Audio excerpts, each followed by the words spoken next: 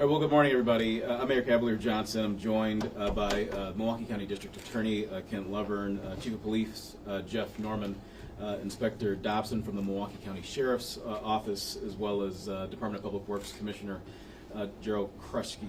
So everybody's been following along with the issues around street takeovers in Milwaukee. This is not something that's happening only in Milwaukee. In fact, it's happening in communities all over the country. I've had the chance to speak with a number of mayors in the last couple of days about what they're seeing in their communities too, relative to this. But regardless if it's here or anywhere else, anybody and everybody with an ounce of common sense will tell you that these actions, they're disruptive, they're diverting police attention from other duties. The takeovers, they're simply just outrageous. They're outrageous. In fact, we're lucky that the street takeover activities that have happened here in Milwaukee have not resulted in somebody dying. You guys saw the images from this past weekend, and somebody actually looked like they were actually hit by a vehicle during one of these street takeover incidents. So they're really, really dangerous. Now, my administration, along with the Milwaukee Police Department, anticipated an increase in street takeovers as we were heading into the summer months. Right? We were looking at this and working to address this, generating new tools for this leading into summer. That's why 3 months ago we endorsed an ordinance change to increase penalties, including for individuals who watch and participate in the street takeover activities in Milwaukee. And we wanted to increase those penalties to $500. If you're participating in one of these things, you're an onlooker in one of these things, you get a citation up to $500. That proposal, unfortunately, has languished in the Common Council since the first week of June. And so the lack of action there, it doesn't really make much sense to me. But we're not waiting, though. We're not waiting. Police are beefing up response strategies, and they're also working to gather intelligence around this issue as well. The district attorney, who again has joined us here today, has pledged to take firm and appropriate action on street takeovers when cases are brought over to the district attorney's office. And I'm very, very grateful for that. And I know the people of Milwaukee are grateful for that, because these folks who are causing these disruptions in neighborhoods, they should be held to account. That's exactly what we want to see.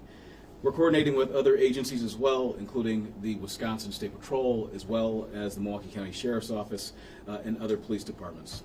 That's necessary because street takeovers, again, are occurring far and wide. We're looking into changes to intersections that might include some reconfigurations and street pavement modifications as well. In addition, we're simultaneously looking at the steps that some other cities are taking in order to halt street takeover activities that are happening in those jurisdictions. Now, when I see the videos of street takeovers here, like the vast majority of people in Milwaukee who see these videos, who unfortunately are in neighborhoods where this activity has happened, I'm angry. I'm upset. And I got a right to be, and I think the people who hear these things when they're woken up in the middle of the night after they have returned from a shift of work, or they're woken up in the middle of the night, even though they got to get up early to take their kids to school, that's upsetting. It's very, very upsetting. Given what we know, participating in these events, it's not smart. It just really isn't. Like, somebody's going to end up hurt. Somebody's going to end up dead because of these activities. And we've seen that happen in other communities around the country too. It's just not a smart thing to do, participating in these street takeovers. And the onlookers, the folks who show up, because you're not turning around doing donuts in the middle of the street for nobody, right? So the onlookers are helping to abet these illegal acts. And we're acting to bring this trend to an end here in Milwaukee. It's the right thing to do for our citizens. It's the right thing to do for our city. We owe that to the responsible residents of Milwaukee, who also share my anger. Now I'm going to ask for the district attorney to come and take the mic, and then after the district attorney, you'll hear from Police Chief Jeffrey Norman. So, District Attorney Lovern, thanks, yours. Thanks, sir. Thanks, Mayor. Well, good morning. Everyone in every neighborhood in our city and county deserves to live in safety and security each and every day. There's no question about that. That's a fundamental right that every member of our community has. And no one in any neighborhood in our community should put up with the type of activity that we're talking about here today. No one should have to see it. No one should have to listen to it. No one should have to worry about it. And the fact is, aside from those who are choosing to encourage this activity by showing up and encouraging it, the vast majority of residents in our community do not want this going on in our neighborhoods. There's just absolutely no question about this. Now, our office has prosecutors who for years now, every day, work in every neighborhood within the city and throughout our larger community. And I have asked one of them, Assistant District Attorney Dax Odom, to work closely with our law enforcement partners to review any appropriate individuals for criminal charges. And where the evidence supports it, we will not hesitate to issue criminal charges and zealously prosecute those individuals in our criminal courts. There are a range of charges that could potentially apply to those who engage in the driving behavior, as well as those who insist on egging on this type of activity, and we won't hesitate to apply the appropriate charge in the appropriate situation. And I ask also our fellow residents to who see harmful activity to immediately contact law enforcement. We need that immediate response, so cases that need to be built may appropriately be given the opportunity to do so. And we want to take action now, of course, because we want to put a stop to this behavior, obviously, before someone gets seriously hurt. And I'll turn it over to Chief Norman. Thank you. Thank you, Brother. So I'd first like to say thank you to the Mayor's Office for this press conference to show our collaboration. Appreciate that the district attorney's here, along with other partners from the DPW and the Sheriff's Office. And also thank you to the State Patrol. This is a collaborative effort. No one entity is going to be able to impact what we're seeing out here in our community in regards to street takeovers. These street takeovers are illegal. These are things that are not acceptable within our community. I know there's been chatter about what is the Milwaukee Police Department's commitment to this. We have been committed to this throughout the year. I know that there's been some challenges during this time. We had to put a pause during the mourning the loss of our officer, Officer Kendall Corder. I know that there's been some challenges on Water Street, but it does not take away from that we have resources. We are utilizing partnerships. The Sheriff's Office has been very instrumental, but we know that we need you, the public, to help us be able to combat this particular type of activity. Calling 911 helps us get in front of this. These are pop-ups. This is not something that's always planned in regards to street takeovers. So it's difficult to be in front of this from a pre-planning. All we can do is be ready, and by having our community know that they will not tolerate this particular type of behavior within their neighborhood by calling 911. Or if you have any intelligence, emailing ifc@milwaukee.gov. That's ifc@milwaukee.gov. Help us help you. This is how we're able to lean into this and show that this behavior will not be accepted, holding those accountable who are tearing up our streets, putting people in harm, which is unacceptable. Any place in the city, outside the city, just as the mayor talked about, this is an issue not only in our city, this is an issue in our surrounding suburbs, this is an issue nationwide. But when we work together, we're able to really have true impact, and this is where we all need to come together and lean into this. So I hand it back over to the mayor now. Thank you. Thank you, Chief. Again, I think it's important to have every tool that we possibly can to address this situation, including the legislation that I talked about earlier that I hope will make its way through the Common Council very soon. I know that we're joined as well by the chair of the Common Council's Public Safety and Health Committee, Alderman Scott Spiker. Alderman, if you want to join us, you're more than happy to, if you'd like to. If you have any comments, I welcome those as well here too. We really would like to see that legislation move forward. If anything further than that, we'll take a couple of questions. Again, Inspector Dobson from the Sheriff's Office is here as well, and Commissioner of Public Works, Gerald Kresge, has joined us too, if you have comments on those areas as well. You talked about having every tool. What about the tool of the National Guard? Well, again, we've talked about the National Guard a number of times already. I think that it's inappropriate to have the National Guard deployed for police missions. That's not their assignment. I think the National Guard and the United States military in general play a really, really important and crucial role here in the United States, but policing isn't one of them. We have the partnership that we have here that's listed out that can work to address this issue. The National Guard has helped us in a number of ways before, and I honor that, I respect that, but I don't want to see the National Guard misused in the way that's been happening in the national context. I don't want Milwaukee contributing to that. How are you finding out about these takeovers? Do you have someone monitoring social media? It seems like some kind of show for that. Yeah, perhaps the chief may be able to respond to that. I think he touched on it a little bit. They're kind of pop-up activities, but Chief, you got anything more to add to that? Yes, and absolutely we are monitoring it. I mean, there's a lot of different social media platforms that we do have eyes and ears on it. That is our responsibility. That's part of that intelligence gleaning. But we all know that there's social media sites that we don't know. We all know that there's other ways to communicate that we don't know. And that's where the public comes in. It's important for the public to understand that we are tied together in regards to being able to be proactive, but also sometimes, unfortunately, we might have to be reactive. We do see those calls coming in. And I'll say this, every call that comes in, because I know people are looking at these CAD calls, are not street takeovers. But we are thankful that you called, because then we can verify and see whether or not what is the appropriate response that's necessary. A couple of cars is not a street takeover.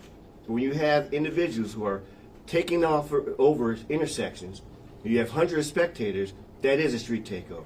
Doing donuts and tearing up our streets is part of that street takeover activity, which is unacceptable. And so when it comes to these particular type of activities, the public needs to let us know there might be a website we need to look at or social media. That's our cooperation. That is a co-joint responsibility that makes us effective in regards to making sure that we're combating this illegal behavior. Chief, what's your plan for officers? What's your plan for officers when they arrive to these street takeovers and they're outnumbered? So I always say this much: we do tell our officers, do not go in alone. This is a multifaceted activity. As we saw in the 6 and Cavalier incident, we have great partnerships with the sheriff. I am very, very appreciative of Sheriff Ball. We know that working together with the resources, we use a lot of different resources to come in and not only tow vehicles, cite individuals, but we are trying as best to be able to glean the intelligence of those who are there and be able to, yes, be able to stop. But we also have aggressive follow-up. We will make sure that if we are able to identify you, we will find you wherever you may be. And we have examples of that working with the State Patrol and other law enforcement departments, that the long arm of the law will come and find you, and will tow your car, and will arrest you. And so there is a lot of great technology being used, a lot of great efforts being used and resources. But yes, this is a challenging situation, and that's why it's great to have all of these resources here, even with the Department of Public Works. You know, redesigning our streets so it's not easy to do street takeover activity.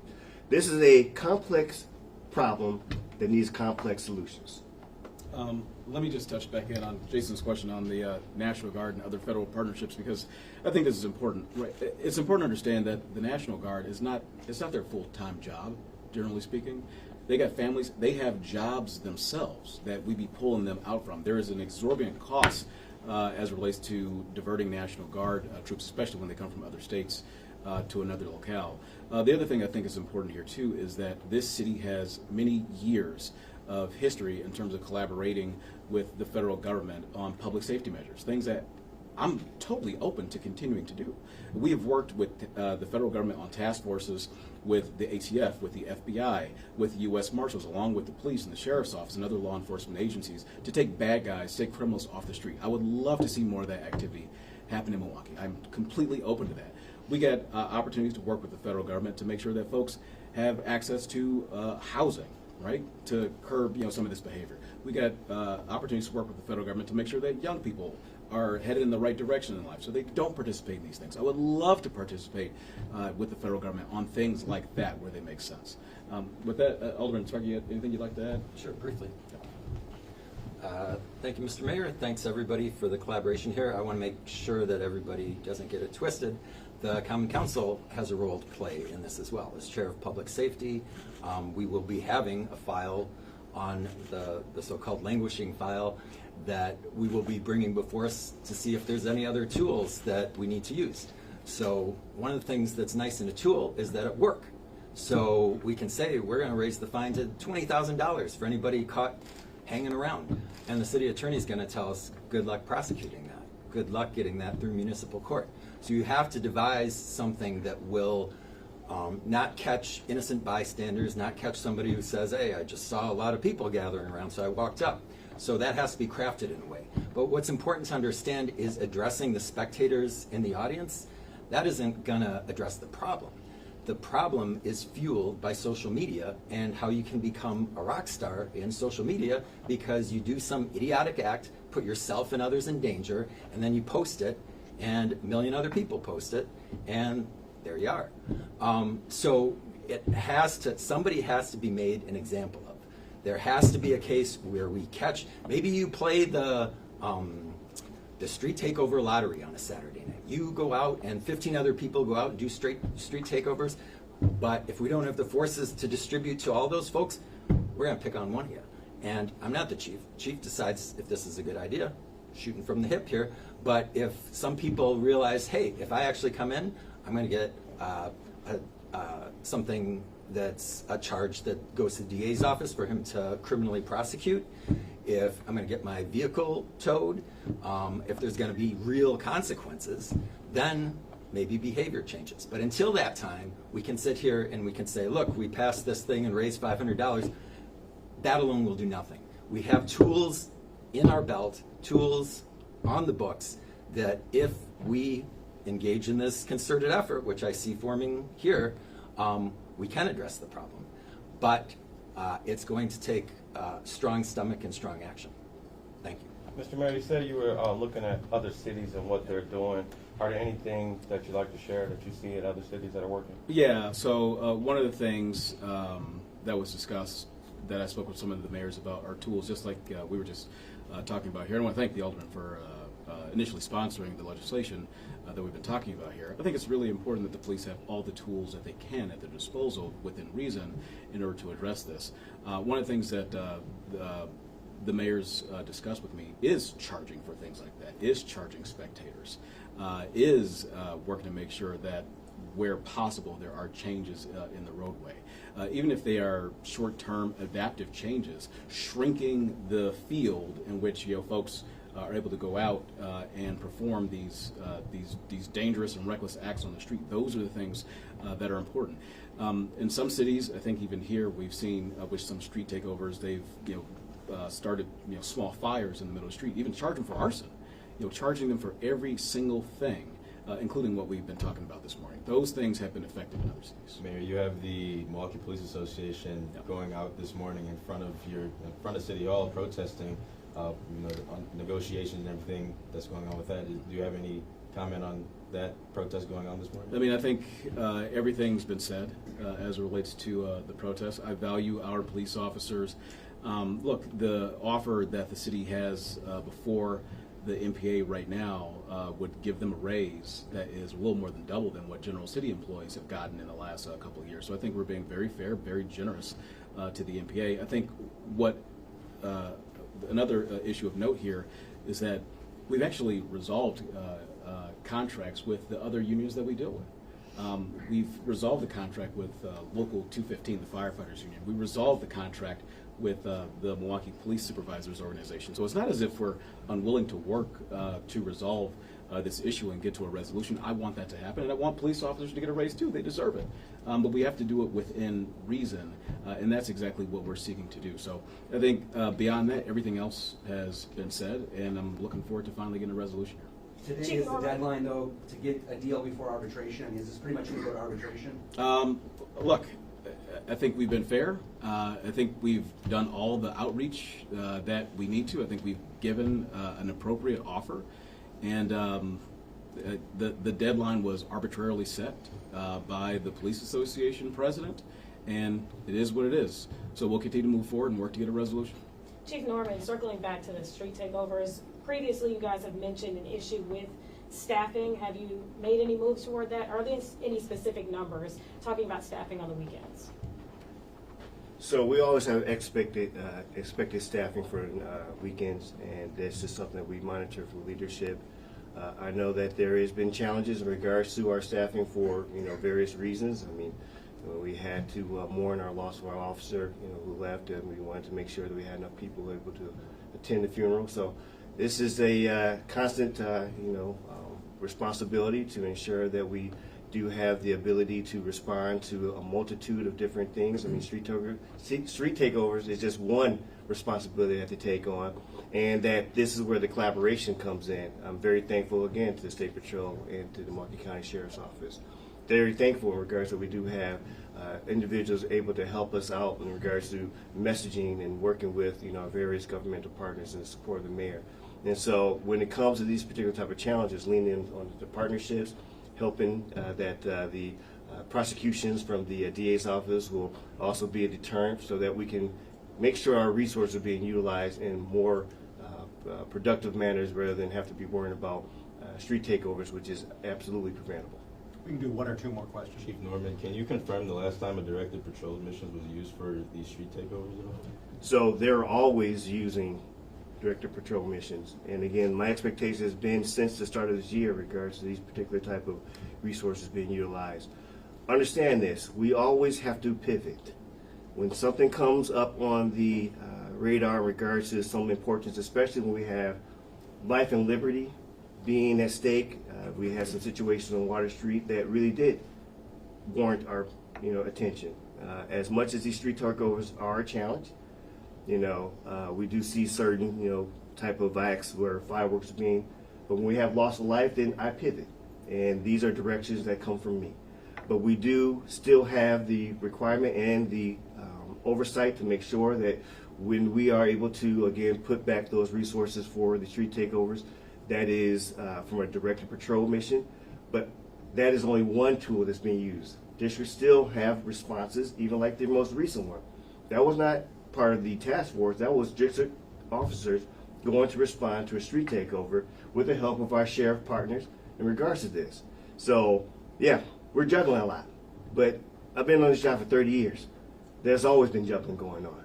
So I will say this, we will not absolve ourselves from responsibility, but sometimes we have to pivot, that we understand that that's our requirement to do for the betterment of how to deploy our resources effectively and making sure that we're paying attention to the right issues within our community. One more question? Chief, have police been able to stop any of the street takeovers because of tips or because of things you've seen online before they happen? Absolutely. Again, these things help us get in front of, when they have the gatherings. And sometimes, unfortunately, they think that because they have left that area, they go to another area, that we are good. And I tell this, the same thing about reckless driving. As long as you keep on doing those actions, we will keep on being there, and we'll continuously be there in regards to if there's an opportunity to tow your car, if there's an opportunity to arrest you, if there's an opportunity to cite you, we will do that. It has been done. And we have to do it over again, we'll do it over again. And we'll keep on doing it until someone gets the message. But what we will not do is give up. What we will not do is put our hands in the air. And what we will not do is not be part of these collaborations that our public expect in regards to having a consistent and, most importantly, a message to the community. We will not tolerate this. And one last word, this is for the community at large here. If you know somebody in your family or otherwise who may be participating in this sort of activity, please hold them to account. Like, you can help too. You can help too. If you got a young person who's participated in this sort of activity, look out for that. Check their social media. Check to see if they're participating in this sort of activity. Because, as I said, in the beginning, somebody's going to end up getting hurt.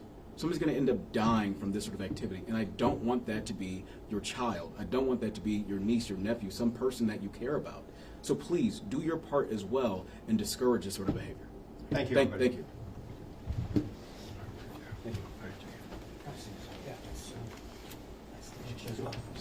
Yeah.